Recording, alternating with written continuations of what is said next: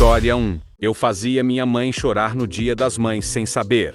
Durante toda a minha infância, desde quando comecei a escola até mais ou menos os 18 anos, eu perguntava para minha mãe o que ela queria no Dia das Mães, e todos os anos, ela dizia claramente: nada, você não precisa me dar nada. E então eu não dava nada, porque eu era uma criança, e ela era minha mãe, e eu acreditava no que ela dizia. Na minha adolescência, eu simplesmente assumi que não era algo importante para ela. Eu sou filho único, e meu adorável pai que morava conosco não era muito ligado às convenções sociais, e não interferia. Não sei porquê, mas aos 18 anos comecei a comprar para ela um cartão e um presente do Dia das Mães, o que sempre agradava muito. Depois que tive meu próprio filho, minha mãe decidiu me contar que em todos os dias das mães, em que não recebia um presente, ela se escondia e chorava porque eu não havia comprado nada para ela, e que todo mundo tinha um presente e um cartão adorável, exceto ela. O que está acontecendo aqui?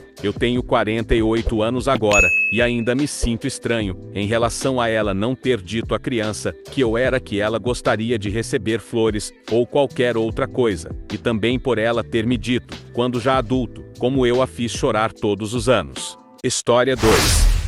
Como eu manipulei minha família para o bem maior da minha sobrinha, neta, e foi incrível. Estou manipulando meus sogros, pais mimados para o bem maior da criança de minha cunhada, e está sendo glorioso. Eu fico por aqui lendo demais. Não sei se este post é bem-vindo, então por favor, exclua se não for permitido. Meu marido e eu estamos distantes de meus sogros. Eles são todos narcisistas excessivamente mimados em várias formas. Minha sogra Mil e minha cunhada Seu são duas das pessoas mais narcisistas e mimadas que já encontrei. O único objetivo deles na vida é um controle. E 2. Crítica. Eles não se importam com ninguém. Eles não ouvem ninguém. Se eles decidirem que você é X, então por Deus você é X, independentemente se isso tem a ver com a realidade.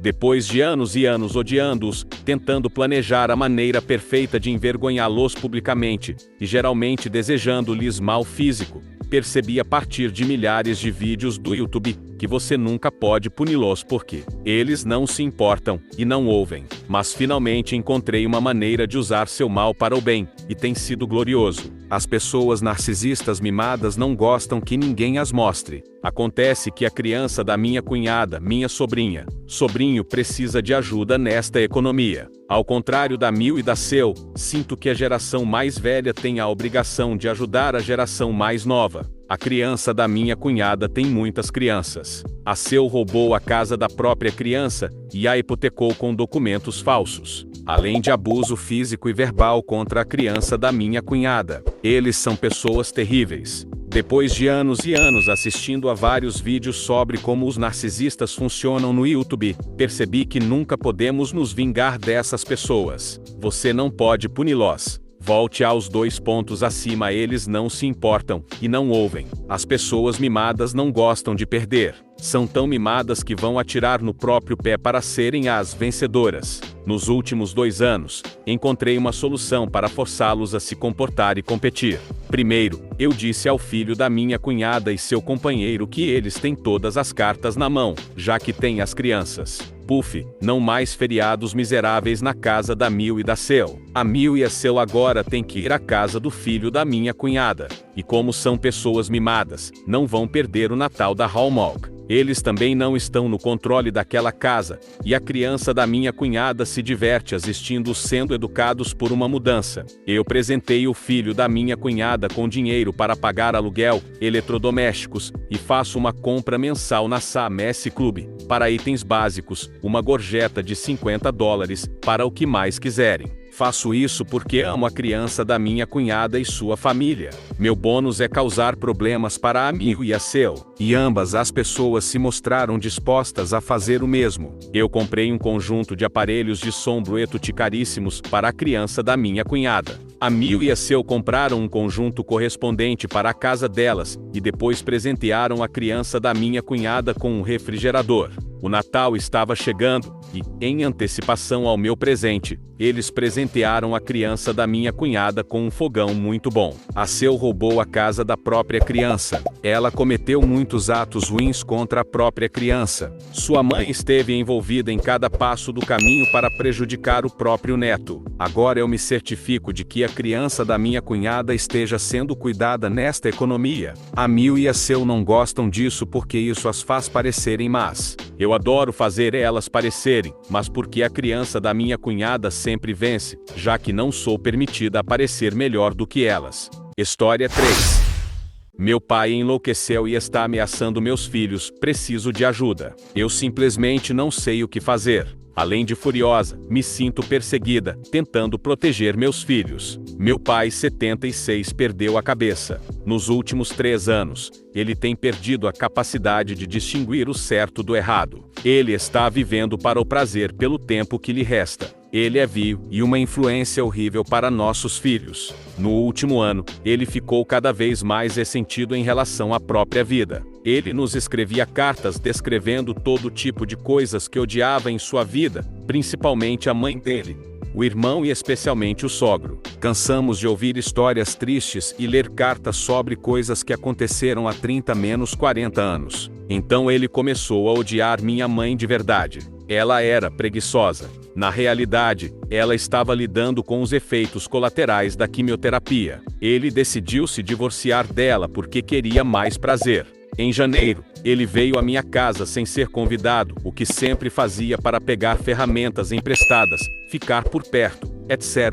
Mas como se tornou mais vil, paramos de permitir. Dessa vez ele apareceu e exigiu que lhe dessemos dinheiro antes que alguém se machucasse. Eu chamei a polícia por causa da ameaça e registrei uma ordem de proteção. O juiz negou. Eu decidi dar a ele mais uma chance de assistir a um jogo de futebol das crianças. Durante esse tempo, ele contou coisas muito nojentas e inapropriadas para a minha criança mais velha. Para você ter uma ideia, ele perguntou o que você faria se ficasse sem papel higiênico. Eu sei, eu usaria as páginas do nosso livro religioso. Eu disse o suficiente, ele havia ultrapassado o limite, e levei as crianças para casa. Bloqueei o número dele. Hoje à noite, 2 semanas após esse incidente, ele apareceu no jogo de futebol, no mesmo horário, no mesmo lugar. Ele disse que tinha estado procurando nosso carro e queria assistir ao jogo. Eu disse não e fui embora. O que faço? Ele pode ser perigoso, talvez não, mas está me deixando com medo. História 4. Meu pai quase matou minha mãe e minhas irmãs em um incêndio. A história real. Meu pai coloca minhas 2 irmãs e minha mãe em perigo. Para dar um pouco de contexto, eu, 16 anos, tenho tido problemas com meu pai recentemente, depois que ele quase deixou minha mãe e minhas 2 irmãs morrerem em um incêndio em casa. Aqui está a história que aconteceu algumas semanas atrás. Era dia 23 de fevereiro, e eu estava indo em uma viagem escolar de arte para o meu GCSE de arte. Enquanto estava na galeria de arte, recebi uma ligação urgente da minha avó, dizendo que a casa da minha mãe estava em chamas, e poderia explodir a qualquer momento. Então, uma vez que eu chegasse de volta na escola, 1 p.m., eu precisava ir direto para casa. Eu disse a quem, mas comecei a entrar em pânico. Meu professor notou isso, e eu contei a ele sobre a conversa, então ele ligou para a direção da escola, e minha avó já havia ligado para eles, então me permitiram sair às 13 horas. Então, meu pai ligou, eu me desculpei para sair e fui para fora. Pai, filho, sua mãe está presa na casa. Você está na casa. Pai, não, filho, eu escapei sentindo-se orgulhoso de si mesmo. Pai, pelo menos você avisou eles? Pai, não, ela causou o incêndio. Você contou para minhas irmãs? Pai, não, volta para lá agora mesmo, e eu juro por Deus que Sergipe elas morrerem, eu garanto que você encontrará o mesmo destino. Pai, eu não vou. Eu desliguei o telefone e liguei para minha mãe. Mãe, você está bem? Mãe, não, suas irmãs estão presas no quarto com os bombeiros tentando tirá-las de lá, e meu braço está queimado. O que causou o incêndio? Mãe, a extensão do seu pai superaqueceu, e há um vazamento de gás. Acabou o telefonema. Agora, uma coisa importante a ser observada. Meu pai é literalmente o equivalente ao capitão do Costa Concordia, pois ele se coloca antes de qualquer outra pessoa. 13 horas chega e eu vou para casa. Minha avó diz que meu pai não fez nada para impedir o incêndio e que ele viu a extensão fumando. Então, ela diz que está orgulhosa de mim por dizer ao meu pai para voltar lá, e que ele ligou tentando me colocar em apuros. Sim, isso falhou. De qualquer forma, meu pai é preso e meu conselho permite que minha mãe more em outra casa, sem pagar aluguel, até que a casa antiga seja consertada. Mas antes de meu pai ser preso, eu disse à minha mãe que se a casa explodisse, eu mesmo o teria assassinado. Resumo: meu pai deixou minhas irmãs e minha mãe em casa quando estava prestes a explodir, e foi preso. História 5.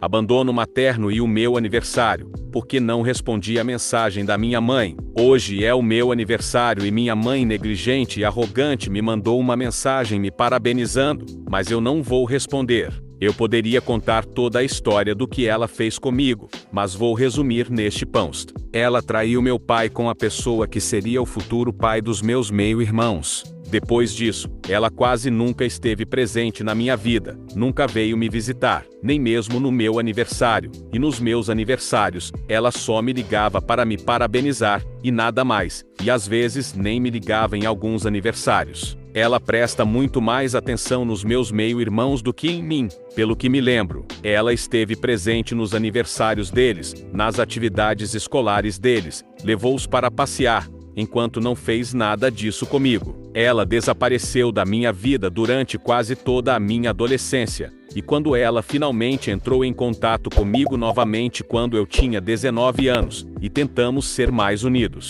Um amigo dela me viu, e quando esse amigo perguntou quem eu era, ela disse que eu era o filho da babá que cuidava dos meus meio-irmãos mais novos. Aliás, isso me destruiu emocionalmente. Depois do incidente com um amigo dela, eu a confrontei e ela, muito irritada, me disse que não tinha que contar às pessoas sobre sua vida privada, o que me deixou muito bravo, e desde então decidi cortar todo o contato com ela. E agora ela me mandou uma mensagem de novo por causa do meu aniversário. Sinceramente, eu sei que ela é minha mãe e a mulher que me deu à luz, mas tenho certeza que a odeio. Não vou responder a ela depois de toda a dor que ela me causou. Felizmente, meu pai e minha madrasta, que considero como minha verdadeira mãe, estão aqui por mim. Eles me apoiam, e graças a eles, eu posso lidar com essa dor. História 6.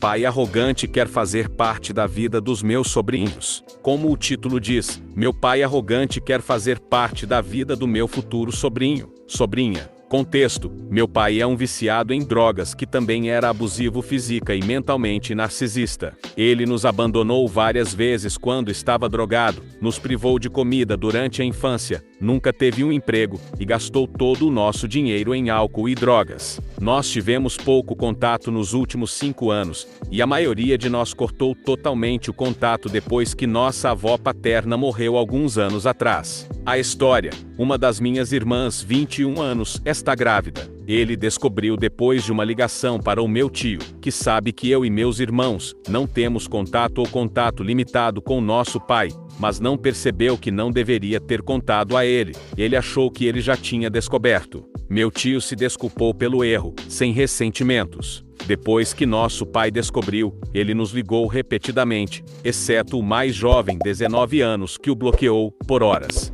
Como mediador da família e seu favorito quando eu era mais novo, eu decidi falar com ele, para fazê-lo nos deixar em paz. Bloqueá-lo não funciona com ele. Ele apenas usa aplicativos que fornecem novos números de telefone falsos, ou qualquer outra coisa, então é mais fácil não bloqueá-lo para pelo menos saber quem está ligando. Ele continuava falando sobre como estava tão animado para ser avô, e não podia esperar para conhecer o filho, a da minha irmã, e já havia contado a todos que conhece. Quando eu disse a ele que minha irmã não queria que ele fizesse parte da vida do filho dela, ele explodiu dizendo que queria ouvir isso dela, e que não nos deixaria em paz, até ela dizer alguma coisa. Ela estava no trabalho e estava me mandando mensagens surtando, os hormônios da gravidez estavam afetando aqui ultimamente. Minha pobre menina estava estressando, dizendo que não queria falar com ele. Eu disse isso a ele e sua raiva se transformou em súplica. Ele estava dizendo que merecia outra chance,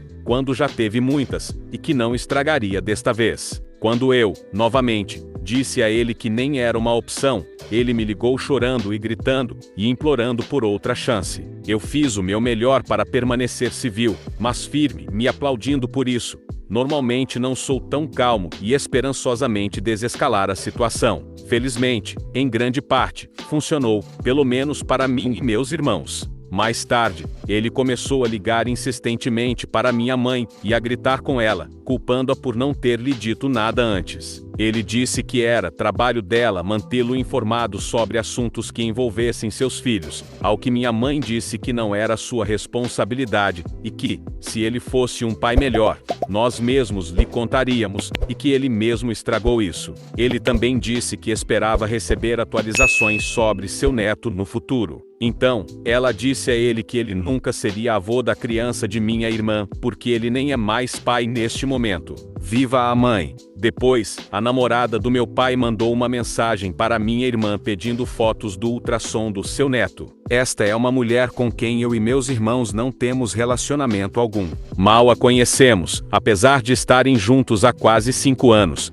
e nenhum de nós gosta dela. Ela é muito quieta e muito burra. Muito burra. A namorada então me mandou uma mensagem dizendo que nosso pai precisa de nós, e que deveríamos estar em sua vida, porque só temos um pai, e ele deve ser permitido na vida de seu neto. Que ele merece uma segunda chance. Ridículo. Esta seria a chance número 2000, se você me perguntar. E que ele é uma pessoa melhor porque ela o ajudou a mudar. Eu enviei isso para o grupo de chat da família, onde foi decidido que eu diria a ela que nem ela nem meu pai merecem uma chance conosco, ou com esta criança. Eles não têm respeito por nós, e constantemente tentam ultrapassar os limites que estão em vigor há anos. E nenhum bebê vai consertar seu relacionamento conosco. Que eles não merecem fazer parte da nossa família, e que esta situação não será mais tolerada, especialmente por causa desta criança, e que, se puderem ser tão gentis, nunca mais entrem em contato conosco.